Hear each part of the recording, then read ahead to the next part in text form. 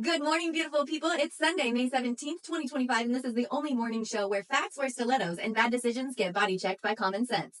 From swamp swims to party betrayals and a surprise attack by the Department of Efficiency, we've got your daily dose of truth, wit, and just enough petty to keep it interesting. Let's get into it.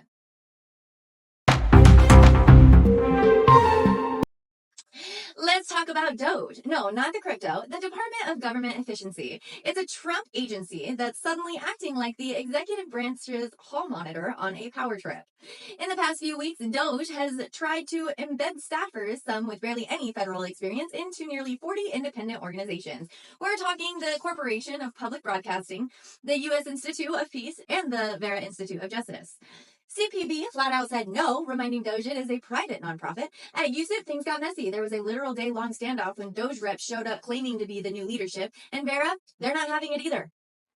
Critics are calling it executive overreach with a side of who gave this intern a badge, because let's be honest, trying to plant federal agents inside independent orgs that promote peace, justice, and public media, that's not efficiency, it's infiltration. And the gag is, DOGE was supposed to cut red tape, not wrap it around the First Amendment. Now let's glide on over to our Secretary of Health and Human Services, Robert F. Kennedy Jr., who decided to prove the Potomac River is clean enough to swim in by diving into it. Cute flex, except DC officials confirmed there was raw sewage in the water that day. So basically, the head of American Health cannonballed into E. coli soup. And listen, Republicans dragged the last HHS secretary for being overweight like it was a policy position. But now we've got RFK Jr., who's got abs, sure, but apparently zero immunity to bad decisions. Let this be a reminder, having six-pack does not make you smart about public health. You can be shredded and still make the dumbest possible public health decisions. We get it, you're trying to prove a point, but maybe next time read the EPA report before you cannonball into bacteria soup, because nothing says, trust me, I'm in charge of health, like doing a sewer swim for the cameras. Next up, Trump's big, beautiful bill just got a big, fat nope from his own party.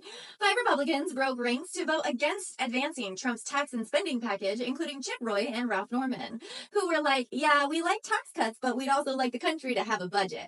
The bill, which would extend Trump's 2017 tax cuts and overhaul Medicaid, is projected to add over $5 trillion to the national debt. And for once, a few GOP reps remembered the word conservative has something to do with numbers. So now the bill stalled, Trump's raging, and the House GOP is locked in a who's the real fiscal daddy battle. Can't wait to see who blinks first. Oh, time for some quick hits because headlines wait for no one, especially not your espresso to kick in. Marjorie Taylor Greene is threatening to vacate the speaker again because apparently Congress is just her personal live, laugh, loathe tour now. NASA's launching a new moon rover set for 2028. Great, now we can ignore infrastructure problems on 2 planets. STD rates are spiking across the U.S. per the CDC. Friendly reminder, wrap it before you fact it. Meta is replacing humans with AI avatars for customer service, which means soon when you scream, speak to a person, Zuckbot will just glitch, smile at you. Texas is trying to ban DEI offices from public universities because if there's one thing Texas hates more than heat, it's inclusion. Elon Musk says X is becoming the global town square, which is cute considering most people just use it to dunk on his tweets. And a Florida man tried to cross the Atlantic in a human-sized hamster wheel. No, speak America. Now for your Tell Me Something Good segment, because even in the chaos, the universe tosses us a little glitter. A group of 5th graders in Milwaukee raised over $12,000 in lemonade and bracelet sales to buy school supplies for kids in Gaza and Ukraine. When asked why, one girl said, because grown-ups are too busy arguing to help. Whew. And just like that, we're reminded that sometimes the tiniest humans have the biggest hearts and the best priorities.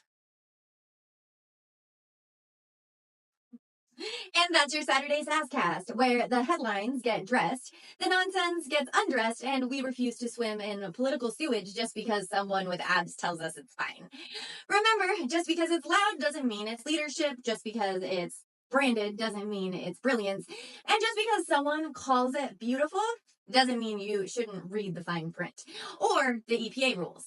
If you like your news like you like your eyeliner, sharp, bold, and slightly dangerous, go ahead and hit subscribe. And if you're already subscribed, you're officially smarter, hotter, and 73% more likely to win an argument at brunch. Stay sharp, stay salty, and stay out of the Potomac.